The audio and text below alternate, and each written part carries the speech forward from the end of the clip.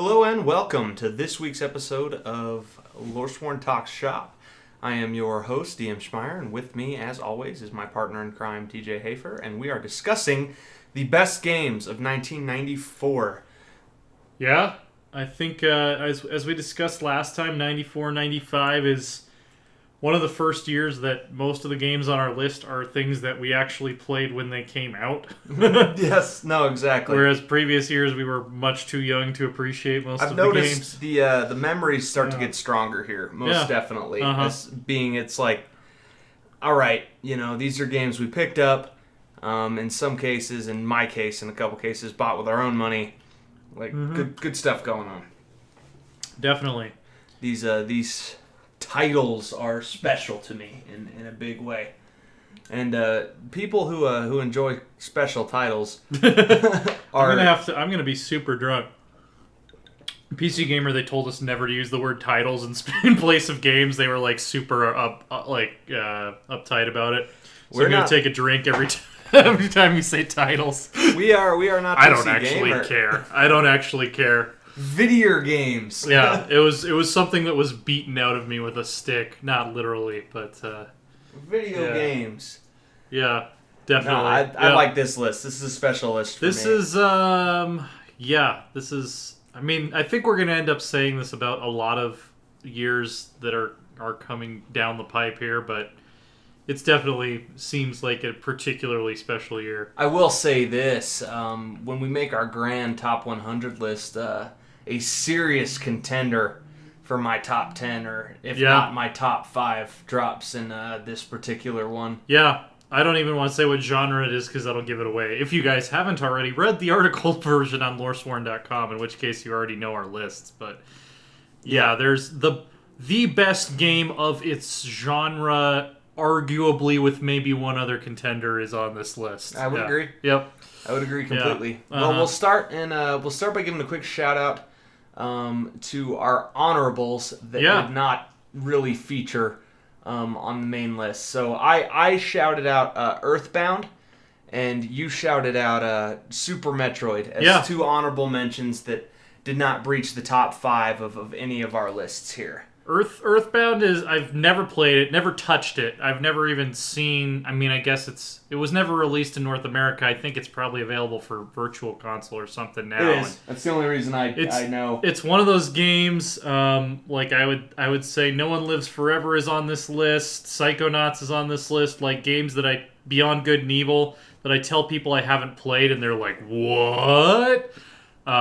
So I would like to probably get around to experiencing it at some point, because a lot of people whose opinions I respect have told me that it's a must-play. It didn't make my top 5 because it definitely had its flaws, its very real flaws, but it told a very interesting story and did so in a very interesting way. It was a really creative game. From what I understand, I've heard it's kind of like super dark. Like if you just extremely, if you've only played as Ness in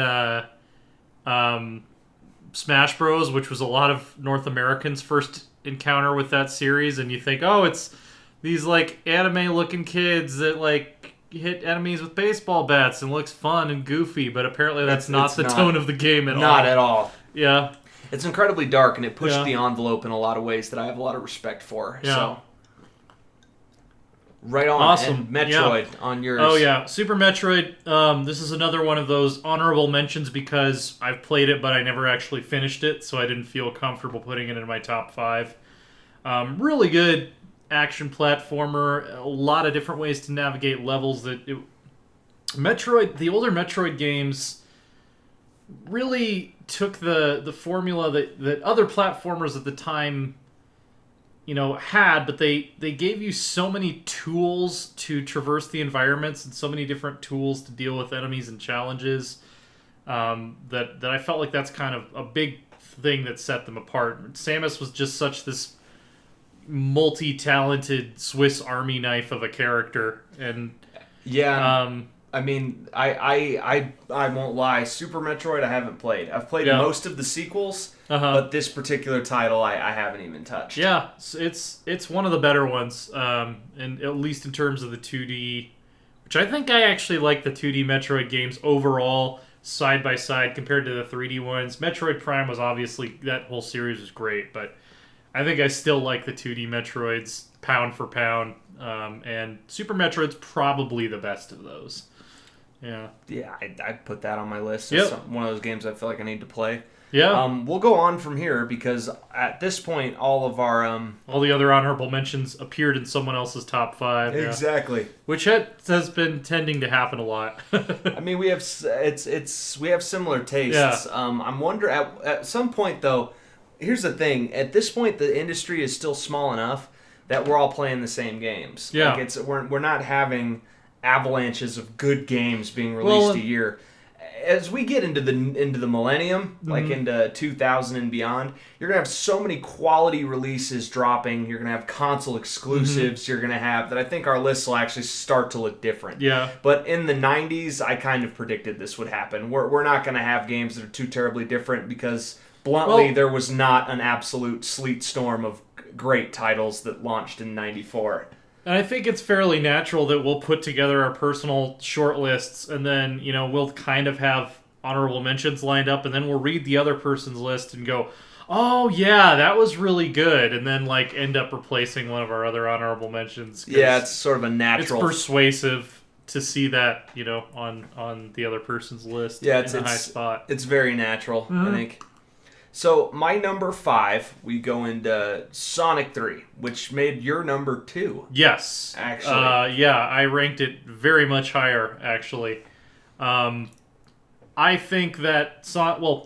you just put down Sonic 3. I put Sonic 3 and Knuckles, which is an important distinction. Sonic 3 hooked into the Sonic and Knuckles cartridge, which basically turned into a mega campaign where you played both games back to back and then had a finale at the end. Yes. Which itself was awesome. Pretty cool. And let's be real, a wonderful marketing tool. Way to make some money. And and it wasn't like, oh, those cheap bastards. Because no. Sonic 3 was a full game, Sonic and Knuckles was a full game, and you could buy them together and unlock extra content that neither of them had. And, I mean, Sonic and Knuckles play slightly differently. Yeah. Yeah, it's actually... Do. Yeah, I mean, Knuckles in terms of the wall climbing, and Sonic's all about the speed. It definitely broke up the kind of sameness of the characters by giving you two characters that perform completely differently. I think, and we have a disagreement about this because you like Sonic 2 better, I think this is absolutely, unequivocally the high point of the Sonic the Hedgehog series. I think it's the high point of refinement. I just didn't find any of the stages or the bosses as memorable. I guess that's really what it comes down to. They're more creative. There's a little more going on. I love the addition of elemental shields and stuff like that. I think I love the game.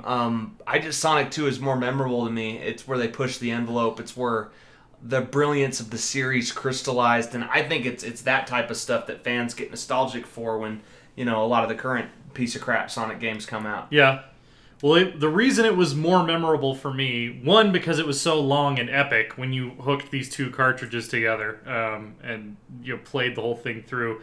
The other thing was the Super Emeralds. I think the Super Emeralds are just really freaking cool. The fact that you could earn all the Chaos Emeralds like you did in Sonic 2. But the game was long enough to supercharge them. You give up that power, and then you have to complete another 7 even harder bonus stages to unlock Hypersonic and Hyper Knuckles, and I will always remember the first time I did that, the first time I unlocked Hypersonic. That is an all-time childhood great gaming memory for me. You can double. It was so hard. It was basically an Easter egg, is what I said in the article version. It was so difficult that it wasn't even really an optional objective. It was basically an Easter egg. You had to know. And the game is it's a genius mechanic though, because with the inserting of the cartridges, the game becomes actually long enough to recycle the 7 Chaos Emerald situation. Hypersonic is glorious. You feel like a superhero. You can wipe the screen if you want. Exactly. With that, double jump ability. Yeah. You're just as invincible. Now you got sparkles. Yeah. You fly a little bit. It's great. And again, we talked about this when we discussed Sonic 2. I think that kind of earned reward is something that is very, very much missing from the more recent Sonic games. I felt like that was a staple of the series, and now it's like, no, you're just going to play through the levels as normal Sonic, and then we'll let you be Super Sonic for free for the boss fight, because, I would argue that kind of earned reward could come back as a game mechanic. Oh yeah. In a way that would be to the net detriment, or net benefit of so many genres. It's also a reason, and we'll get to this, why I love Zelda Majora's Mask so much. You complete everything in the game, and you get to turn into a god and kick the final boss around like a freaking, sack of potatoes. Yep. Like, Fifi! Chloe has Fifi bombed the podcast. yeah, and then made a quick exit. That was a hasty retreat. That was, yes. That was a hasty retreat. I will have you know, you told me to pop in. This is what you get. You gotta be more specific. Pop in on the streams. This is a podcast, okay? There's a difference. That's right. Storm out. No, Storm out. Yeah. Go on, pow. That was pretty good for a storm out. There was a nice clunk on the door there. Glorious. Yeah, that was the blinds kind of waved in the wind. Indeed. Dramatically. There was dignity to that exit. Yeah, there was kind of some late 19th century literary quality to that, I think. Yeah. Mm-hmm. And now, it would be our turn to sort of stare pensively at the environs and ponder our existence. Yeah. But instead, we're going to ponder SimCity 2000. Yes. So this was my number 5. It was one of your honorable mentions, and as I said in the article, I've played the original SimCity. SimCity 2000 is where I really got into this series. SimCity 2000 is, in my opinion, still the high point of the franchise. That game was glorious. It's definitely where it, I think, kind of hit its stride, for sure. I think you could make an argument for 2000. You could make an argument for SimCity 4. You could also make an argument for City Skylines being a better SimCity game than any actual SimCity game, but that's beside the point. It was a fantastic game. It took the kind of, I'm not really buying that this is a city because it just looks like a pixelated board game thing that the older SimCity had, and it gave you this like beautiful, for the time, even really today, if you look at screenshots of this, it's this isometric 2D view of a city that really looked like you were looking at a real place. Gorgeous. Yeah. That is the one thing when I think SimCity 2000 that stands out to me. Gorgeous. Yeah, it had all of these different skyscrapers. Like, there weren't a lot of buildings that looked the same, which at this point in gaming, art assets being recycled was pretty much expected and par for the course. You also had the really, really cool and also really beautiful disasters mechanic. Oh, yeah. That just was so much fun. The SimCity 2000, the second best part of the game, after building your glorious metropolis, was wrecking it. Yeah, and that's the thing, is like, at the time that this came out, I didn't really understand most of the systems. I didn't really understand why my city was always going bankrupt, but, I'd build a cool city, and then I'd knock it over with a giant robot, just as you might, build something with Lego and then ram your Godzilla action figure through it. Yeah, it's like, it was just it was a really fun sandbox to play in, even if you didn't really understand like civics or economics or urban development or anything. Like, you could build something cool looking and watch. It's the whole anthill feeling of just watching people bustle around and watching something grow that you... It's glorious. Yeah, had a hand in shaping. And then knocking it down because we are cruel and unjust gods. Yes. Yeah, no. Definitely true. It's just a special game. And games like this show the potential that, that this genre has, that the simulation genre carries forward. Mm-hmm. When you can make it that deep and that good looking and that engaging to play, the sky can really be the limit for simulations. And I feel like a lot of simulation titles don't understand those three requirements. Yeah. Mm-hmm. It's like, I am not here to be bored. I'm not here to pretend to be like a train conductor working overtime in a dead end. Real life. Yeah, like that. Like the text message comes up on your phone. Your wife is leaving you because you can't spend enough time with your kids. and you're obese because you eat too much takeout, and you smoke because you can't cope with the stress. I don't need that kind of... That meme that's like gaming in Germany, and it's like a guy who's a forklift operator, like, time to go home and relax, and it's like Forklift Simulator 2014. Yes. I don't need a taste of that kind of real life. I don't. I want something majestic, immersive, and I want something 5,000 feet in the air. I want something where I have some power. Yeah. Mm-hmm. You know, it's like, would Chuck Yeager's Air Combat have been half as good if there was a control tower being like, "You're vectors, Chuck. You're vectors." Like, no. Why didn't you file a flight plan, Chuck? Oh, God. You're going to die. Because as you circle the runway, you are going to run into a troop carrier because you did not file your flight plan, Chuck. Not clear. Not clear for takeoff. There is a maintenance light on. We're not doing this. 5-point inspection, checking that engine because these machines were notoriously unreliable. Like, no one wants that kind of simulation, is my point. That's too real. That's too good. Yep. Yeah. You've got to go to 5,000 feet and give the players some power. And I thought that SimCity 2000 is a shining example of that. Mm-hmm. Yeah, definitely. The fact that you even could make an amazing city that is perpetually bankrupt, that the game doesn't expressly kind of stop you from doing that, is kind of nice. Uh-huh. I like it. I dig it. You know what else is kind of nice? Wing Commander. Yes. My number 4 this week is Wing Commander 3, Heart of the Tiger, which I think is... I would say, and most people probably would agree, is the height of the Wing Commander series. It's the one that really kind of elevated the story to the next level. I was thinking back on it, and it's really like the story presentation in this game is something you didn't really see replicated that much until like BioWare kind of hit their stride with like Knights of the Old Republic and like these full 3D voice-acted RPGs.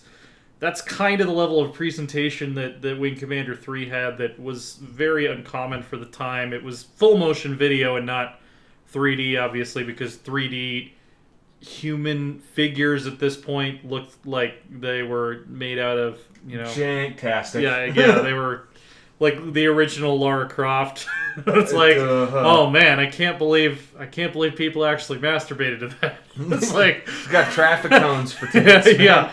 I mean, it had Mark Hamill in it. It had this fantastic voice cast. The writing maybe hasn't held up flawlessly by modern standards. It's a little cheesy, but it was a really fun 3D space combat game that really pulled out all the stops in terms of story presentation, at least by 1994 standards, and I will always remember this one as something that stood out in the story department, which is going to become a running theme, I think, for both of our lists. Wing Commander always knew exactly what it was. Yeah. And that's what I loved about those games. Yeah. It knew the type of experience it was trying to deliver. It kept it narrow, but by keeping it narrow, it was able to go balls to the wall to deliver like an iconic experience within that narrow field. And would that only, more game developers in the modern day recognize that that's bravery and not self-limitation in like an artistic sense? Mm-hmm. A lot of games will have some amazing mechanics and some amazing elements to their story, and then I'll find myself playing like a mini game or something where I'm like, why? Like what like the best way to describe it, and I'll pick on a game that is going to be in my top 10 list. Okay. In order to do like the Mass Effect 2 mining planets with probes. God. Like it's they've never found a formula for that mechanic that's at all fun. I know, and games get in their own way when they do stuff like that. And one of the things that a game like Wing Commander you can just take it to the bank is it knows what it was and it delivered what it was, and it's no frills. It's not deep by any sense of the imagination. It's a space combat simulator with a good story, and that's it. Yeah, one of the reasons I've never been a huge Wing Commander fan is I found that they just don't have any replayability for me. which is fine. Yeah. That's fair. I mean, I think I'd agree with that. It was a focused single-player experience. But it decided, this is what I am, and it's going to deliver something absolutely breathtaking. And it's funny that you see a lot of the games that are cutting through the noise that aren't AAA releases these days, like Inside, are doing the same thing. Like, I know what I am, and I'm going to deliver what I am to the highest level. Yeah. It saves money. It increases your reach to your audience. You can grab the entirety of a fan base without risking pissing it off. And, I think this is a game that deserves a shout-out for that. Definitely. Absolutely. It's another game that deserves a shout-out. Jazzy Jazz? Yeah. The J-Man himself. The Jackmeister. Yeah. He's... The Rabster. Yeah. Jazzy McJazzface. The Jazzinator. Also known as Jazz Jackrabbit. Oh, man. A surprisingly unknown really? PC platformer. It was like the breakout game for Epic, who you may know from Unreal and Gears of War. Yes. It's like Cliff Bleszinski. Yeah, he made this game about a cartoon rabbit with fighting turtles, giant crayon that shoots laser beams. Going to rescue a princess from a turtle king who is way into bondage. Into bondage. This was on my honorable mentions. It almost made my top 5. This was a really good game. And I'll admit, it's a great platformer that brought very interesting mechanics to platforming. The gun, right? The different types of movement abilities that Jazz possesses. And the way that those two things would interact in the stage design was extremely creative. And each world is very different from the next. Enemies were actually dangerous. Oh man, like it had that sort of we were talking about part of what made the Sonic games great. Like it felt epic because there were so many levels and there was huge diversity between the levels. Like in terms of music, in terms of visual style, in terms of the types of obstacles and the types of enemies. I mean, there was like a medieval castle level. There was like a weird dystopian cyberpunk Your level. snow level. Yeah, I mean, it was huge variety of these just really well designed, really visually interesting, challenging, platforming shooter levels. It is, and I mean, I'll fully admit that part of what will always stick out for me for Jazz Jackrabbit is there is some serious nostalgia factor here. This is my first PC platformer. This is one of the games that came installed on our Pentium 166 Acer Aspire with Windows 95, which was the first computer I ever put my hands on, the first computer we ever had in our house, and the computer where I began my career as a PC gamer. And where we played a lot of our early days, hanging out. Our first 3 months of friendship were saturated with Tyrion and Jazz Jackrabbit. Yeah, it was Tyrion. It was the Asteroids, which was like a direct port of the arcade version of Asteroids. Free Ski, which we never beat because we didn't know that you could speed up to get away from the Yeti, and Jazz Jackrabbit and 3D Movie Maker. That was the shit right there. And Secret of the Winds, Cave of the Winds. Oh yeah, Cave of the Winds. Yeah, that was like after we got AOL and we could download Doom from the AOL Kids page. And all these other weird D&D based super hardcore dungeon crawler RPGs. Which were a blast. We played them. Yeah, you're searching potted plants for a key to go give to somebody in a town 2 hours away and you never beat it because it wasn't designed by someone who understood game design and made their game beatable. Yep. It's getting robbed by random robbers on the road. Man, I want to track down some of those old games. Or where you get into a conversation with the fucking count and you have to know what to type in. You have to type in the words that are the right words to say to get past this level in this RPG. It was so absurd. And we would stop playing that mess and go back to Jazz. Yeah, exactly. That's why Jazz Jackrabbit it made sense. You could beat it, and it made sense. In a chaotic, cruel world, Jazz Jackrabbit made sense. Fucking Jump kobold around. killed me in 2 hits. What the fuck, man? Jump around, Yeah. shoot some turtles with a gun. Yeah. By the way, the butchering of anthropomorphic turtles Yeah. is just a mainstay And of the platformer genre. It's such a throwback to a bygone era when Cliff Bleszinski was making a game that was a play on the fable of the tortoise and the hare. It's my alarm going off again. Good game, great game. Yeah, no, it was fantastic. The funny thing is, it's become total abandonware. Like, GOG doesn't have it, nobody has it. I've tried to track down this game a few times over, like, the last several years, and it's like there's no way to buy it. Nobody has it. No, like, for purchase. Nobody's selling it to you at all on any platform or any web store. And it's like, I'm assuming Epic still owns the rights. I don't know if they're tied up in some kind of legal weirdness, but geez, just like put that shit on GOG for $5. You'd make a killing from us 90s kids wanting to play some jazz. Oh, that'd be a day one purchase for me if that came out on GOG. Jazz Jackrabbit 2, which I don't think was as good, is actually still available for purchase, but not the first one for some weird reason. Yep, who knows? Yeah. But there we go, right? Yeah, if you know where we can like actually purchase Jazz Jackrabbit and show our appreciation, or obtain it legally. Yeah, exactly. Or obtain it legally, that is something we are committed to. Exactly. I mean, abandonware has kind of become a legal gray area, but you know, it's still gray. It's not total white hat, but yeah. Alrighty, the Jazz next Jackrabbit. Great things. Great little memories. game. Great little game. You rank this next game higher than I do, but I'll still fully agree with you that it was a very good title. Yeah, so number 3 for me is Warcraft Orcs and Humans, which I kind of vacillated on because I know I always say I have a rule about I will always have is the gameplay fun ranked much higher than was it influential, and I absolutely adored Warcraft 2 and Warcraft 3. Warcraft 1 I liked. I don't think I loved it. That's where I fall on it too. That's where I was kind of you gave it an honorable mention. I was kind of bouncing back and forth. I'm like, is it a top 5 game for this year? And it's like, I think what it ultimately came down to is it introduced that like feudal economy with farms and stuff that would.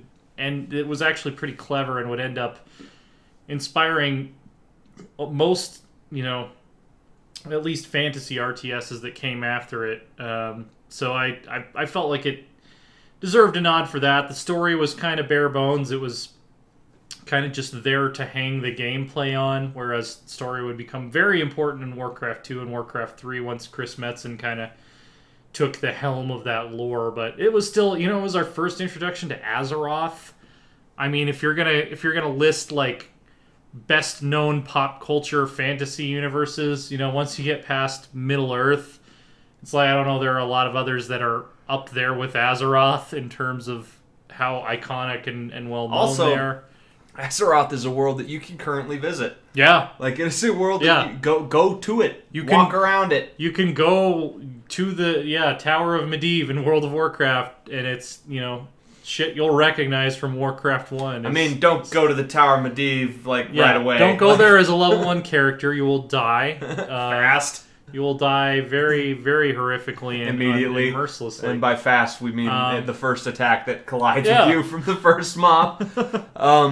But it was a really cool game. It was the first fantasy RTS. A lot of interesting units. It had interesting units. It had this idea that you could just grab a bunch of knights with swords and go send them to fight a demon, and the animations weren't amazing, but it was. It is the first link in a chain of iterations that came after it that improved upon it in every way. Yeah. But in order to improve upon something, you have to have something. Right. And it is a good game. I'm with you that I didn't love it and that it's not great, but it is a good game. It could have easily switched spots with Wing Commander 3 for me. I was going back and forth on those, but Yeah, that is. We'll be talking a lot more about Warcraft. We don't have nearly as much to say about the first game. As literally every other about the Warcraft, second and third, literally every other Warcraft game, from Warcraft 2 to WoW and all of its expansions, are superior. But this was the cornerstone. This was the ground level that the series got in on. Indeed, it was. My number 3 is an honorable mention of yours. Yep. One of my favorite action platformers ever. Earthworm Jim. Oh man, I love this game. I love the game and the cartoon show that was out at the same time. We have inside jokes based on the Cartoon show. Earthworm Jim cartoon show that are still like part of Loresworn Order, like in our internal documentation. Indeed. There references to this show will exist in our business documents. In jokes, yeah, because it was that. I mean, that was like the height of comedy. It was sophomoric enough to appeal to young children, but clever enough to never descend to pure toilet humor. It was like Animaniacs. Like, it was a lot smarter than most kids shows, and there were a lot of jokes that like kids wouldn't get, but they didn't care because they put it in there anyway. And I mean, the game was an amazing action platform. Yeah, it was fucking hard. Yeah, man. you were mobile with the suit, the whip, the worm whip. You had that plasma gun. Yep. You actually had to shoot stuff, jump around, whip things. And you could be separated from your suit. Yeah. Which rendered you an earthworm. like, utterly powerless. Yeah. So there was... I thought that really interesting mechanics. And the thing that stole the show is not only are you playing a really capable, really cool sprite. You know, this is... And it's why I ranked it over Jazz Jackrabbit. You know, the action platformer gunplay in Earthworm Jim is just superior. The stages... Yeah. Well, forever they're a high point, and they're a high point in Earthworm Jim too. There were so few that asked you to do the same thing. I mean, like, the first level was kind of a standard shooter platformer level, but then like the junkyard. Later on, you get to like the submarine level that was super difficult and interesting. You've got to fight that snot monster bungee jumping. Yeah, the bungee jumping level, the one where you have to stop. What's the dog's name? Oh, to like shield him from getting hit by meteors because he'd go insane and turn into a were creature. And it was which, by the way, in the TV show, the way he wards that off is with a quote from Frank Herbert's Dune, which is fucking amazing. What's the quote? I forget. It's like, fear is the mind killer, fear is the little oblivion something.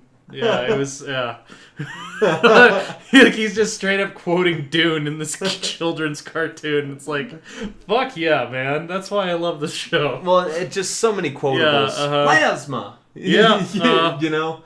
I also loved the game was full of the little humorous asides that made the show so classic. Like, you're on the Hell Planet and you're fighting lawyers. And they're invincible. They're just full of lawyers. And they're just trying to serve you papers. They've got their briefcases, as weapons, serving you papers. Yeah, that was amazing. It's just little stuff like that. The art was so great. Like, it was this, very like over the top cartoonish art. Like, the hell level, you can see the cat in the background cackling the whole time, and the submarine level, the flesh-eating hamsters that you can ride. Like, my goodness. Yeah, no, it was so absurd and cool and diverse little game. This one you can actually obtain to this day, and I would recommend that if you have $5 flying around. Yeah, it's fun. It really is. It is a fun platformer to this day, which, really, it seems like a lot of these classic games that we're talking about that have held up really well are fairly straightforward platformers, because they're no-brainers. They're fun, they're creative, the worlds are fun places that you want to visit and spend time in, and that never ages. Like, I think about the PlayStation Portable and the PlayStation Vita Jak 2 or Jak and Daxter. Like, I just like going back to spend time in that world. Oh yeah. Are those games without flaw? No. I mean, they're backbreakingly hard for one, But speaking of the Jack and Daxter series, I really want to see Naughty Dog do another like over-the-top supernatural game. Like they've kind of switched over to this sort of gritty realism style of action games, which are great. But I would love to see them do another game with a character that has the dynamism and like power of, you know, the Jack and Daxter series. Absolutely. Yeah. I mean, yeah. Going Dark Jack for the first time is a platforming high point for that genre. Again, I've talked about this with the Sonic series. I love games where you transform into a more powerful version of yourself. That is a trope that I enjoy to a very high degree. It adds an element of tactics to what's otherwise a platformer, which is intrinsically not tactical. Mm-hmm. It's based on agile gameplay, both mentally and dexterously. Mm-hmm. But if it's like, oh, okay, I can get myself out of a hard situation if I transform into my Uber self. Yeah. But it's for a limited time, and then if I do it now, I won't be able to do it later. It adds on. It's another element. Not to mention, you get that 30 seconds of fun running train on fools as your Uber self. It's precisely the right way to integrate traditional narrative concepts into an interactive medium. The idea of rise and fall, peaks and valleys, a character experiencing high points and low points, giving you a super form that you can use every once in a while for a limited amount of time is a fantastic way to translate that into the video game. Medium. I completely agree. Yeah. Want to see more of it? Hint to any developers that might be listening. Yeah. Want to see more of it. I think that's another reason that I always love Dragon Ball Z so much, because they have like 6 different ways that they can turn into a more powerful version of themselves. Well, and the action escalates. And you get super pumped every time that... Because the action they escalates. discovered a new one. It's like, oh, snap. Yeah. It's on now. Oh, man. He's got a mullet and no eyebrows this time. They're playing something vaguely reminiscent of metal in the background. Yeah. Oh, yeah. Gohan's he just still looks like Gohan, but he's super awesome now, I guess. They decided not to go with a visual component on this one. Yeah, but his attitude is somewhat more badass, I suppose. His eyes are drawn a little bit narrower. You can tell he's intense. He's in not the zone. fucking around. Yeah. He starts actually talking some trash to the bad guy as opposed to being like the squarest motherfucker on the planet. That's really what it was. There was no such thing as Super Gohan. He just decided he was tired of everyone else's shit. He fought harder because of that. Mystic Gohan was. Oh Gohan. I'm Ultra Turbo Gohan now. Yeah, I'm fed up with your bullshit. Like what is that? Is that like a new transformation? No, I'm just sick of your shit. Yeah, I've had enough. You ate my girlfriend. You ate my mom. You turned them into chocolate bars. Yeah. Now I gotta punch you in the face repeatedly. What a human theme. Yeah. what a Who hasn't been there? Who has not been there? Yeah. Sit down and ponder, if you will, pontificate on what you would do to an individual or entity that transformed your loved ones into chocolate and consumed them. We believe that you would feel a violent response. Yeah. As Dostoevsky pointed out in Crime and Punishment, it is such responses that make us human. Indeed. Truly picture this. Truly take a moment to just stop, enter your mind's eye and picture this. Someone you care about, 1 second. Next second, Ferrero Rocher. How does that make you feel? Next second, pink silly putty eating the Ferrero Rocher. Yeah, what would you do to the pink silly putty? Yeah. This is serious. We're having a Socratic seminar right now. And I want you to very seriously contemplate this question. Akira Toriyama, DBZ, art. We're gonna belongs in the annals of literature. So we need to when we finish up this series, we need to go back through every episode of the podcast for the best games and find the moment in the episode where we went off on a Dragon Ball tangent and just figure out how long into each episode it took that to happen. How much how much talking about the 90s per episode on average does it take us to go off on a Dragon Ball tangent? Dragon Ball is the 90s. Yeah. Come on, at least for us. That was the thing. Like I'm trying to think. just like the single dominant property of the 90s as far as the two of us were concerned. That's it. I've got to say it's either that or Zelda. I can't I'll never really forget. think of anything I'll else never that forget competes. the feeling of Yeah. like I was an innocent kid. You know, it's like I rode my bike. I got good grades in school. You know, I stayed up too late, but we all have flaws, right? My parents forgive me of them and thought that I was a wonderful little boy. And I'll never forget, you know, they're on Namek. Goku is elbowing Raccoon in the gut. Raccoon is collapsing down face first. Goku might be a Super Saiyan. Yeah. You know, and I'm stoked. And then in the next episode, Raditz is back. Yeah. And I'll never forget that moment. And that's when the Ocean dub ran out of episodes. Yeah, And we were no new DBZ for like 2.5 years. And then that was the moment my innocence died. And then I was like, Toonami, I trusted you, and I was no longer a boy. And then here's the thing, though. The day they came back, like the new Funimation dubbed episodes with the Ginyu Force and shit, during Toonami, my parents made me go out to dinner at Caraba's Italian Grill, and I didn't talk to them for 2 days. It was the first new Dragon Ball episode You can't understand. over a year. It was, I think, like 2.5 years. Yeah. It was a long time. No, I would not talk to them. I didn't talk to them at dinner, and I didn't talk to them when we got back from dinner, and for part of the day after that. Because I was so mad that they made me miss the first new North American Dragon Ball episode. That was the day my innocence died. Yeah. No, I left that time slot when episode 1 began to replay. A little older, a little wiser. I was like, I trusted you, and you let me down. And now I've got to live in this new world where shows can run out of episodes. And we had to subsist playing like Japanese card battle RPG games on SNES ROMs that were never released in the United States to get our Dragon Ball Z fix. Yes. And the English translation ran out like before the Frieza fight. So like the last hour and a half of the game was all in Japanese. Yeah, the game doesn't even have good Japanese characters. Like half of them are like ampersands and number signs. Like there was something was like lost in the transition there, and those games were fun. Yeah. Oh my goodness. You know, just an inextricable part of our childhood. Yeah. Oh man. Yep. So 2 more games on this list, and I want to get through my number 2 because we got the number 1 deserves an ode, deserves a ballad. System Shock. I'll go through it's my number 2. Again, not on my list because I've never played it. I'm waiting for the remaster. And the fact that here we are. What is it? 13 years later. Yeah. And there was enough demand for a System Shock remaster. Yeah. It's that good. It's actually 23 years later. We're old. Oh God.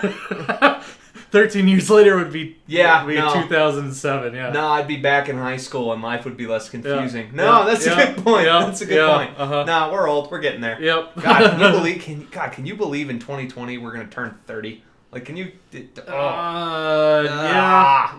That's just. I mean, on the one hand, it's slightly mitigated by the fact that 2020 still sounds like the distant future. Kinda. When I hear we're that not even. number. I mean, 2017 is not even half over yet, son. It will be half over in a couple of days, but that's. I mean, like, even though we're living in 2017, and I know it's 2017, hearing the year 2020, I'm still picturing like fucking Blade Runner or some shit. Yeah.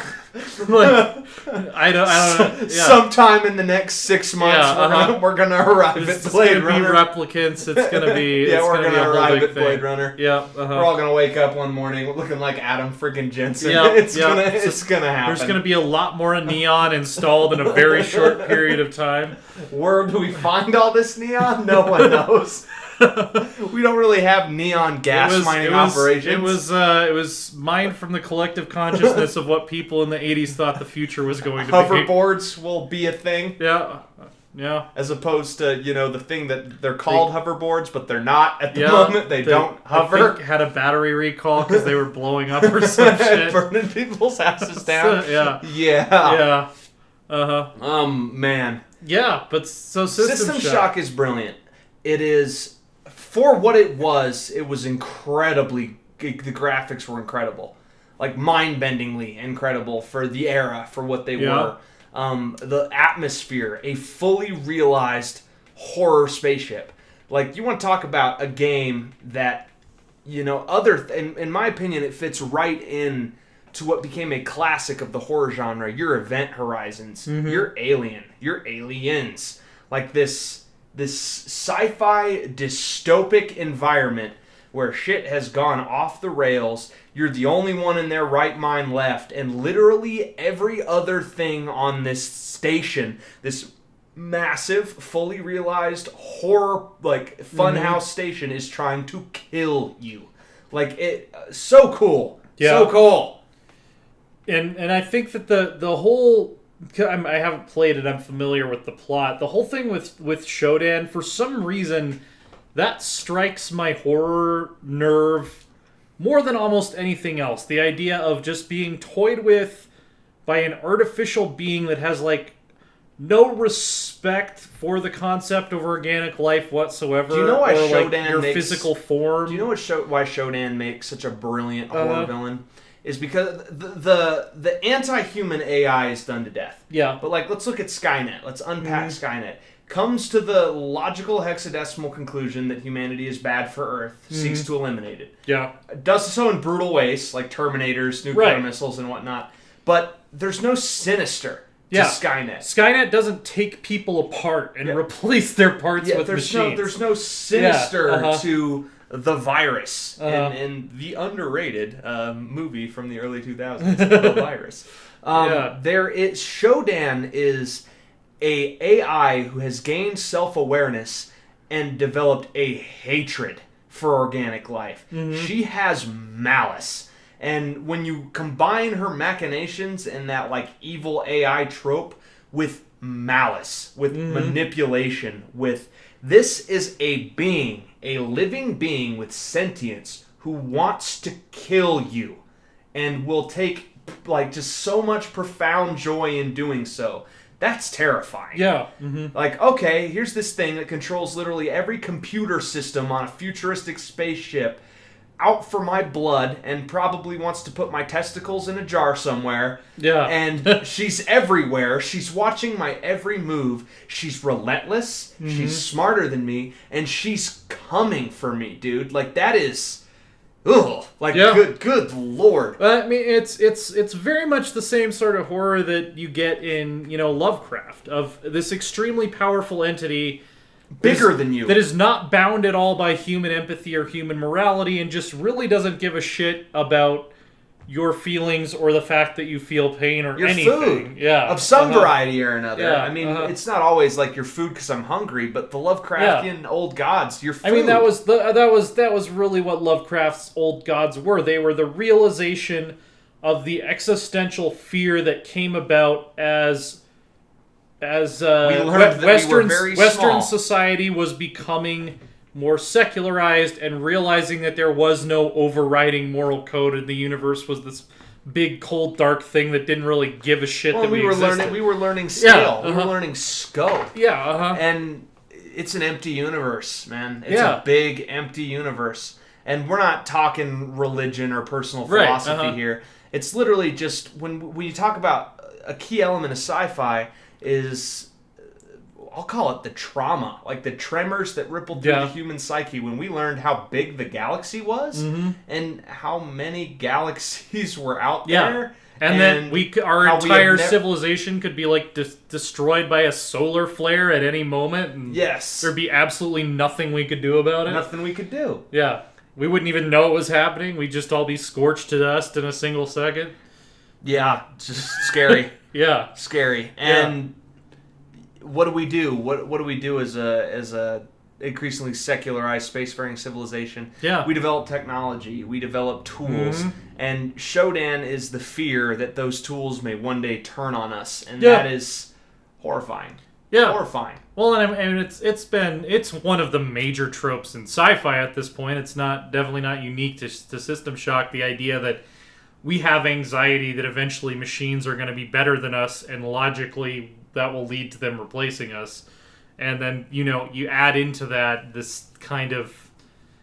This being deranged who is totally... serial killer kind of... AI who is totally cool with that. Yeah. It's scary. Yeah. I'm really looking. The remake they're doing looks fantastic. They're played the demo multiple times. They're releasing regular updates. It looks amazing. Night Dive does good stuff. If you're listening to this episode, you should know that After Dark Resident Evil 4 is almost over. Yeah. And we are gonna do Resident Evil 7. Mm-hmm. We're waiting for an opportunity to get the most bang for our buck purchasing it. Yeah. As summer sales are sort of right around the corner. Right. And knowing that they're close, we aren't comfortable paying full retail. I'm pretty sure it'll be at least 10% off. Summer sale, we've gotta be as frugal as possible with our limited company funds. So After Dark will return after we obtain that, but we are hoping that very soon after the Resident Evil 7 After Dark playthrough, System Shock Remastered is high on our After Dark list. High, as in it might kick whatever we're currently playing when it comes out off to play that. Like we're psyched for it. Yeah. No, that's gonna be really cool. It's time to get to number 1 though, so we can sing its praises, because this is the first game, in my opinion, on our best of list that the most overused word in art appreciation and athletic appreciation is extraordinary, brilliant. Yeah. I hate saying it. It's appropriate here. Final Fantasy VI, our mutual number 1.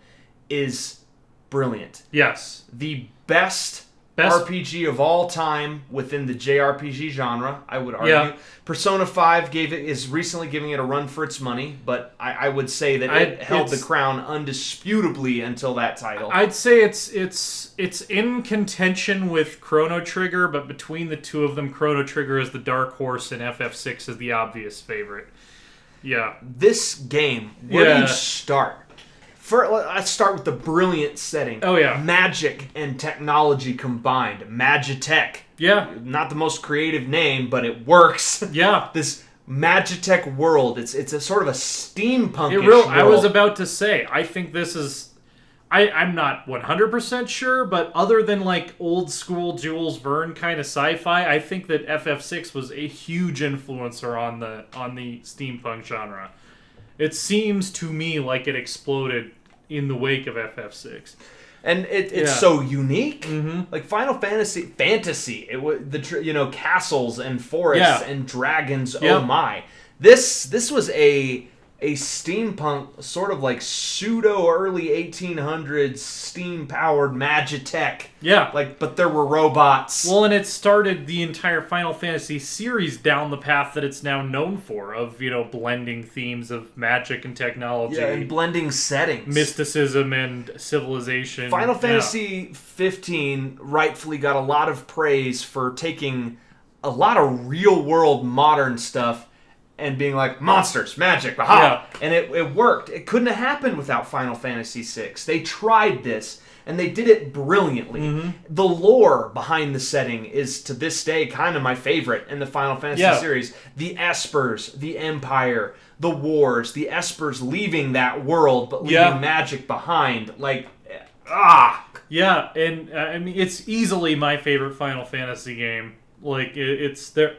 There's a top 3 that, are my 3 favorites, but 6 is definitely on top of that pile. It even has, in my opinion, the best beginning of a Final Fantasy game. Final Fantasy, except arguably Final Fantasy X. Both of those games, I think, began perfectly. Yeah. You're riding in this awesome robot, the Magitech armor, just wiping out mobs, throwing around big old spells. Yep. And then you encounter your first something. It's an Esper, but you don't know what it is, and blah, destroys. And now you're Terra, and she has amnesia, and you're following this treasure hunting scoundrel Locke around this world, and you're experiencing this world through Terra's eyes and Amnesiac's eyes, so it's all new. Yeah. And I love that sort of immersion. Well, and here's FF6. If I had to pick one thing that made it truly incredible, it's about the characters. Every character in this game is so well written, so interesting, so different. They all have arcs, like really interesting, meaningful progression arcs. They have interesting relationships. You know, the web of relationships. Yeah, they between all various characters. some. They're like 32 of them. Yeah. Some of them don't even interact. Some of them do. Yeah. Some unexpected connections occur. Yeah. And then that even extends to the combat system. They got rid of jobs and classes, and they just said every character is going to have their special thing. Locke's a thief. And they're going to have what he is. He would insist, I'm a treasure hunter. Locke's a thief. Extremely strong mechanical identity that ties into their narrative identity, and like the harmony between those two things. Like no two characters felt the same to play as, and there was a very clear idea of like, all right, I'm gonna bring Edgar and Cyan and Tara and Celes to this battle because their mix of particular abilities, Well, and I love that each character had a cool mechanic to him. Yeah, like Sabin, he's a monk. Yeah, combos to unleash his special like fist of the mountain ability. Tara, she's a magic user, but eventually she gains the ability to turn into her own version of supersonic and just rain Firaga on everybody. Yeah, Gao, he's Gao. Nobody uses him. Gao is Gao, bro. Gao. Shadow, the ninja. Gao's at it again. The ninja. Locke can mug people. You get he's statistically he's not a strong fighter, but if you want the best items in the game, you got to be using mug with Locke. Yeah. Cool. It's cool, dude. Yeah. I get enthusiastic talking about it. And the bait and switch, dude, in the spoiler alert, but if you don't know the plot of Final Fantasy VI, I don't really feel bad for you at this juncture. Like, the whole game sets up the Empire as this villain, and the Emperor as the bad guy. Yeah. And Kefka as the instrument of the Empire. Which, Empire. by the way, fantastic villain, love to hate, comic relief and abject horror in the same He's scene. the Joker. Yeah. To be honest, I see am of the theory, and I can't confirm this, but I think at least in small part the creators of this game were inspired by the Joker. He's like the Joker with a fuck ton of magical power and a legitimate messiah complex. Yeah. But he's Darth Vader to the Emperor's Emperor. He never he's the instrument of the bad guy. The Emperor and the Empire always seem like the bad guy, right? Yeah. But then 2/3 of the way through the game, Kefka pulls the bait and switch, and not only becomes the main villain of the game, becomes a god, and that's a twist on par with Aerith getting gicked. I mean that because they kind of build him up as like he's dangerous, but he's also kind of this goofy Joker guy. Yeah, and he's petulant, like he whines and throws fits when the heroes get the better of him and whatnot. Yeah. He's the face of the Empire.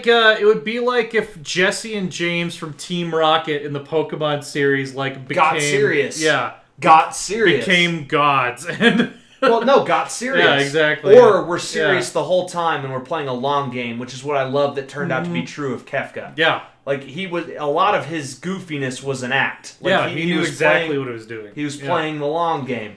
And they blow up the fucking world.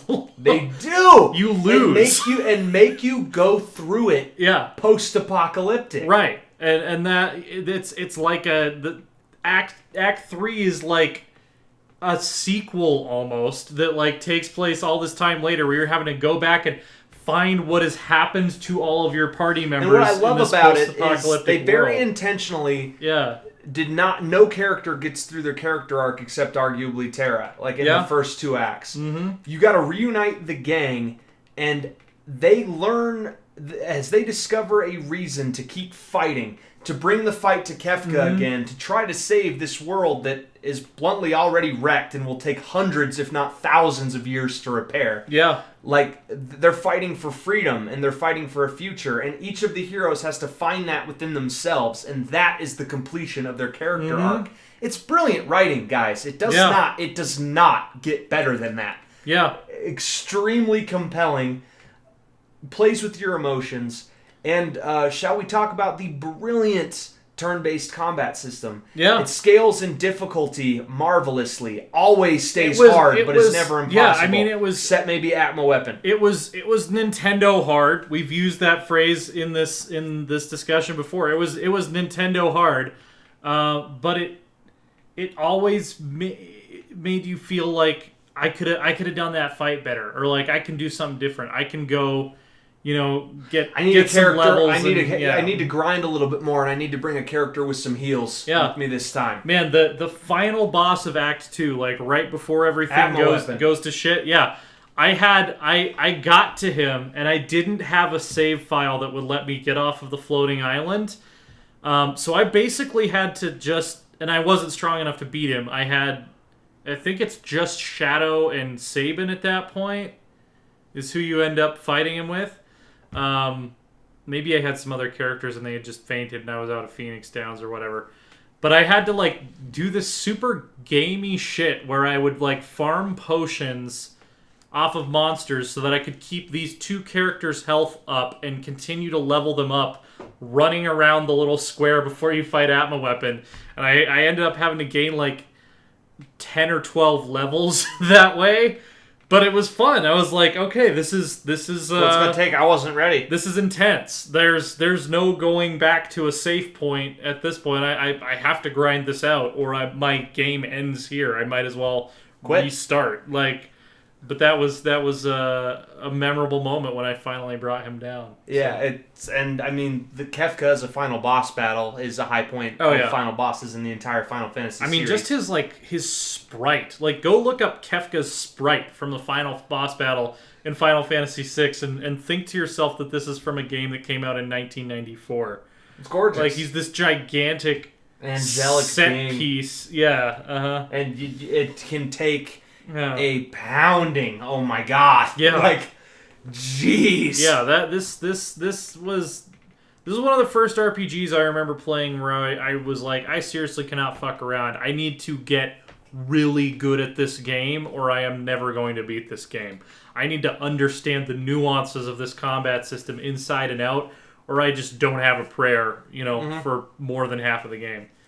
And that's become rare. Yeah. I mean, we got some in the Souls fucking game. Ultros, man. Yeah, it kept coming back. Is there any villain in JRPG history you hate more than Ultros? He won't go the frick away. Squid that taunts you and follows you every time everywhere. you fight him, he like one-hits someone in the first round of combat because his damage is stupid for some reason. Yeah. Man. Oh, man. Yeah. You can't say enough about this game. It's a legitimate 10 out of 10. The opera scene. We could do a whole episode on Final Fantasy VI. Like, I remember... Yes, the opera scene. There was nothing like that. There was nothing like that in any other RPG up to that point. It felt like you were watching an extended movie, but kind of a mature one. Yeah. Like, the themes at play were dark, heavy. Yeah. Like, Terra's whole arc is learning how to belong in a world where she feels like an alien. Like, that is not... minor stuff. There are major characters that die. There are party members that die. I don't really remember a game before FF6 that had that on that level. I mean, there were some party member deaths in earlier Final Fantasy games, but I think FF6 was more blatant about it. It's a game with a massive party, and not all of them make it out. Yeah, I mean.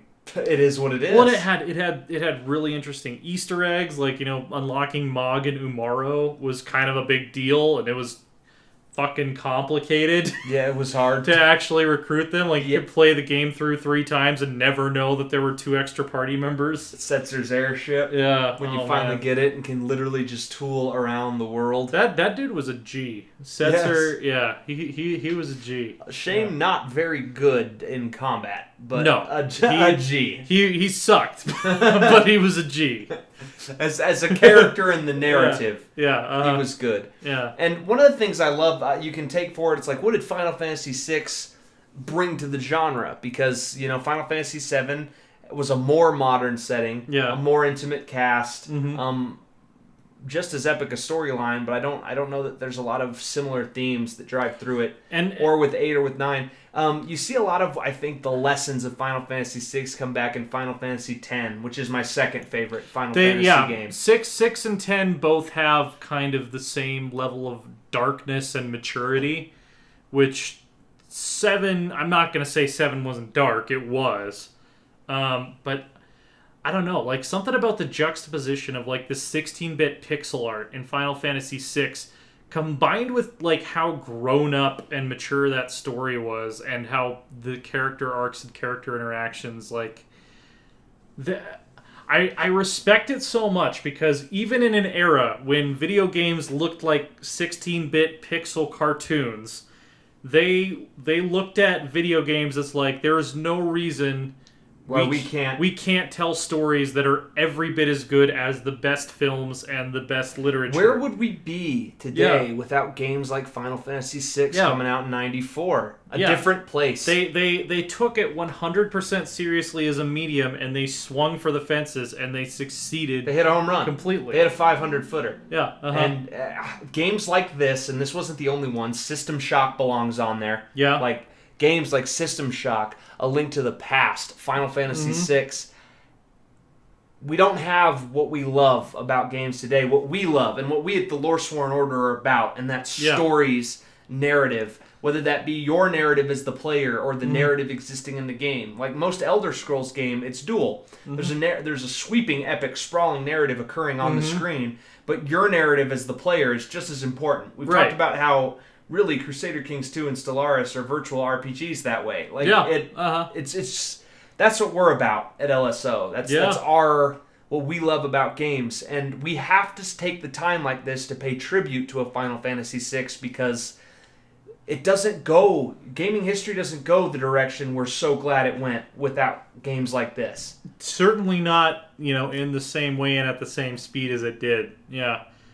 I mean, I can see echoes of FF6 in so many games today. And I think it kind of like I feel like it broke through a ceiling of like, oh, this you can tell this kind of story in a video game. Not to mention, it's sold incredibly well. Yeah.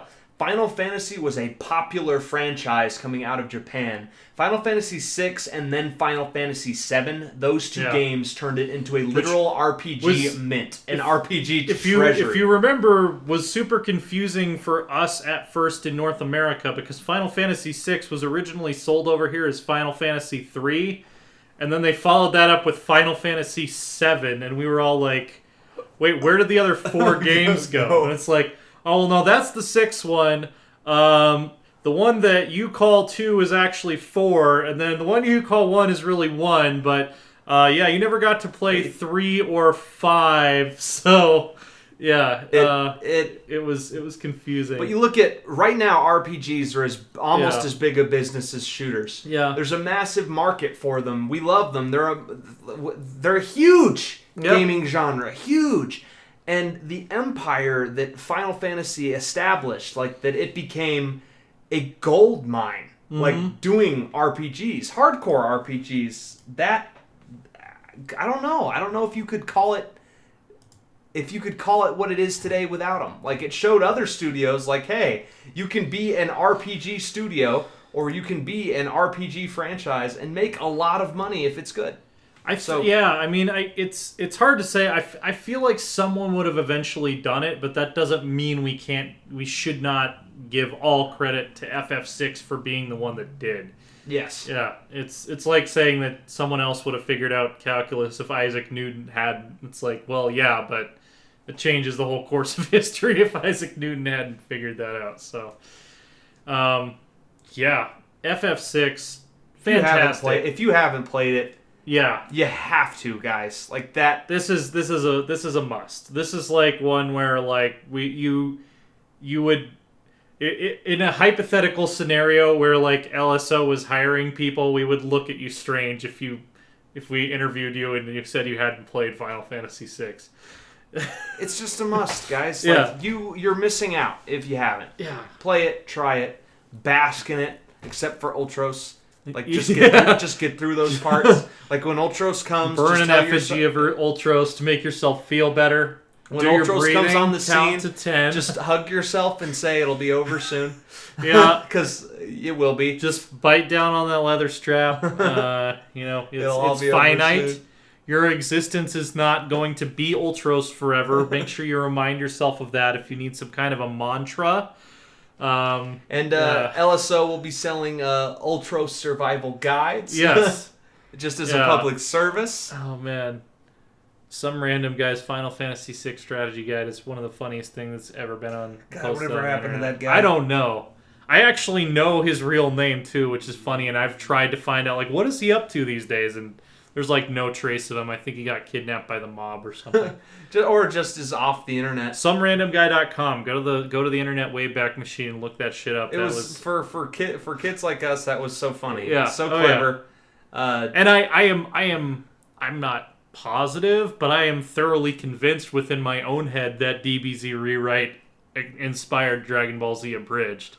I don't think there's there's probably a way. I think there's very little chance that those two enterprises are not connected by some level of inspiration. So nah, it's good stuff, man. Like, and that guy, good luck to you if you're out there. I don't know what happened to you. He was friends with Sean Baby. Sean Baby's still around in some capacity, so I don't know. Maybe if we interrogate him, we can find out what the fuck happened. But he probably just left the internet, man. It happens. He probably just doesn't give a shit anymore. People do. Grew up, had some kids, maybe. Yeah. Like, this isn't really his bag anymore, baby. No, he's literally John Wick now. Just going around icing fools.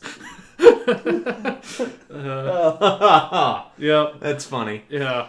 Right, so we're going to end the episode with our update on the Best Game Olympics. Yes. Data portion of our column where games earn points based on where they rank for their platform, developer, and country of origin. For platform, it's still PC, NES, SNES in that order. Genesis has jumped up above the arcade. SNES has actually passed NES on my personal list to take the number 2 spot. I'm curious, because you had more NES games on your list than I did. I'll be curious to see if... I'd say maybe the PS2 or the N64 would be the only ones that I could potentially unseat that.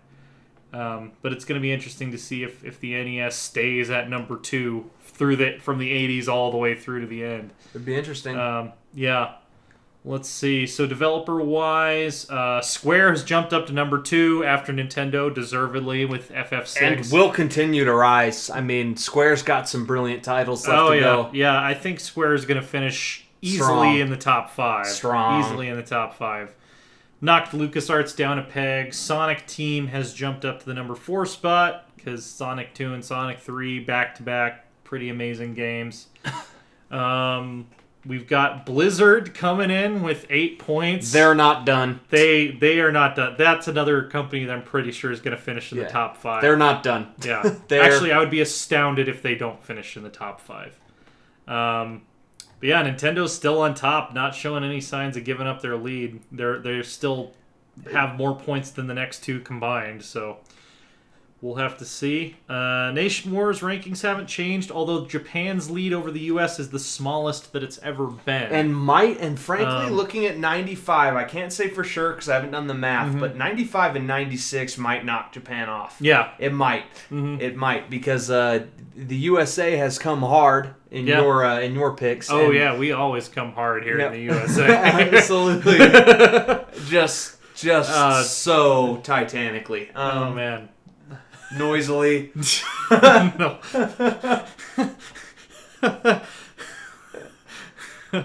All right. Just gotta drive the dirty joke home. Just gotta drive it. Take the moment to do what I just did and try to contemplate. Yep. Just gotta drive it home. Like a whooshing is kind of what I'm getting from that. It'll all be over soon. Yeah. All right. Yep. No, I mean, here comes the USA, though. Like, you're up to 133 points over Japan. I mean, 96 is when the N64 came out, so that's gonna bolster Japan's standing. But yeah, 95 I think is gonna be another year where West comes out ahead of East and makes gains in game development. How many gains? We don't know. Yeah. I'm just really looking forward to there being more than 3 countries on this list. Like, more it's coming. Games that were good that came from a country that was not. And Japan, that is coming. It's not going to come in the early 90s, but that is on the horizon. Yeah, I'm trying to think like when like Vivendi and Ubisoft started getting big. I feel like that's the early to mid 2000s. That's why the best game Olympics aren't France, necessarily Japan, the most or interesting France and yet, Canada but I show think up, it's going to get really interesting as we get through the years. I really don't think that there's ever going to be a game that cracks number 2 with how big of a lead Japan and the U.S. have, but it'll be interesting to see who gets the bronze.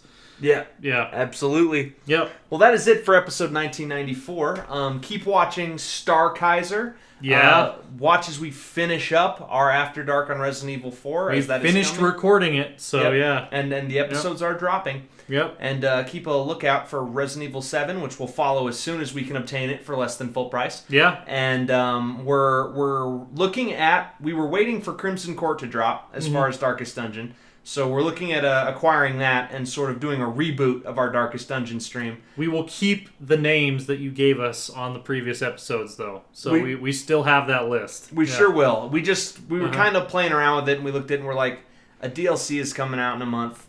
And Radiant wasn't quite the game changer we were kind of thinking it would be. Thinking it was going to actually make the experience decisively different, and it didn't. Mm-hmm.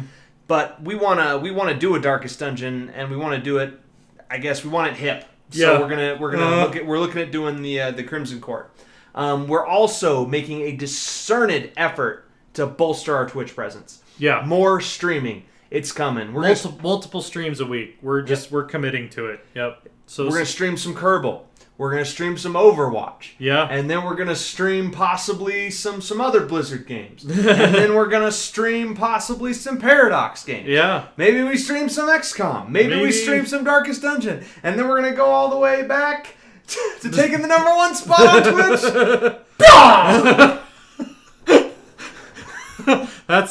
There's some more blast from the past for you. That's a little bit ahead of where we are in the timeline, but yeah, that's come on. That's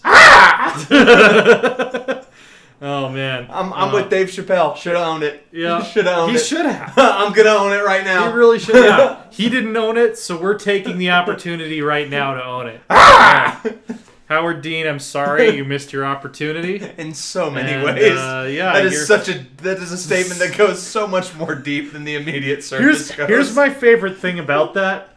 You got to imagine in that moment, he thought that the sound that was going to come out of his mouth was significantly different from what actually did. Yeah, you wonder how long it took him to realize, no. It was like, oh, that did not go according to plan. That was nope. Abort. Nope. Yeah. Nope. Is there a rewind button? Where's the Prince of Persia? Yeah.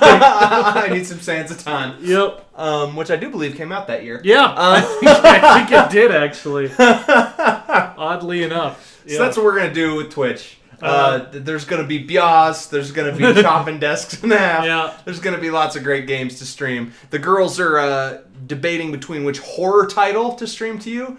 And Brianna and Chloe streaming a horror title, like a legit horror title, like an Amnesia You'll type. Hear some Biaz in that. Yeah, just not in an enthusiastic way. Yeah. The noises those women are capable of making when terrified is special. We're gonna actually try that makes us sound absolutely terrible.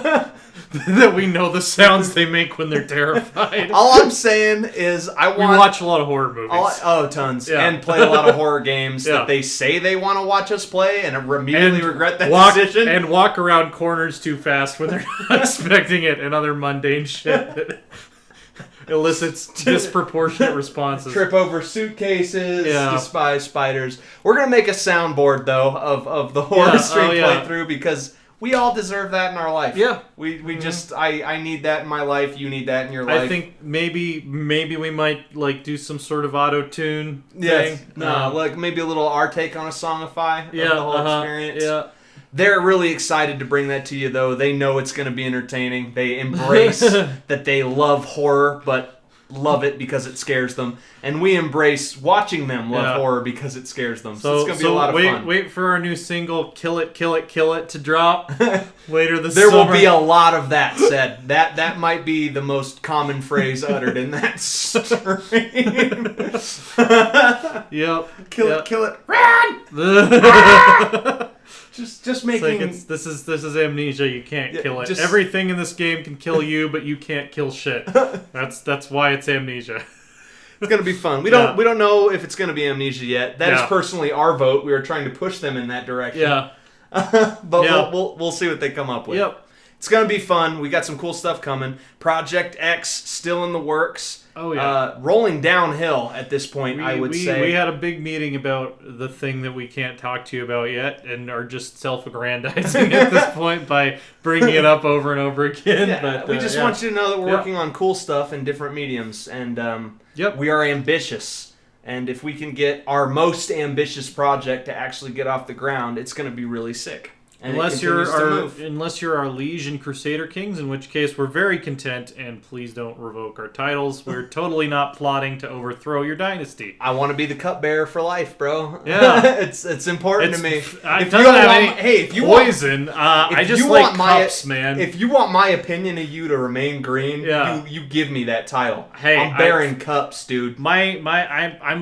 I'm balling at cup handle. Like any sort of dish that holds, a fluid, that's my shit, man. And if you can't do that, it's master of horses. Otherwise, my opinion of you goes into the negative. Because I can quantify my opinion of every human being on this earth in numbers. Yeah. Color-coded numbers. Yeah. It's like, hi, DM, and I'm like, oh, you're a negative 17 to me. Like, I'm overtly not a fan. There are people that don't see the little numbers next to people's faces based on how much they like them or not. Because that's how my brain works. But you guys have a good one. Keep an eye out. All of you, all of our listeners, you are a 100 in our hearts. Yes. Title free. We would never rebel against you.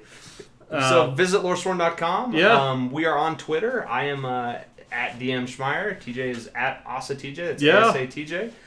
Follow us at Loresworn Order on Twitter. Yeah. And also, what's our Twitch link? We haven't been while it's coming back. I think it's just Twitch TV / All right, we're gonna make sure that I can't remember if it's Loresworn Order or the Loresworn Order. It's just Loresworn Order. Twitch.tv / Loresworn Order. Yeah. That's where you can follow us. And definitely pay attention to that Twitch, guys, because we are coming back to Twitch with a vengeance. Yep. It starts now. Yep. So keep an eye out, folks. Have a good night. Thanks for listening. 1995 next week. Catch you then.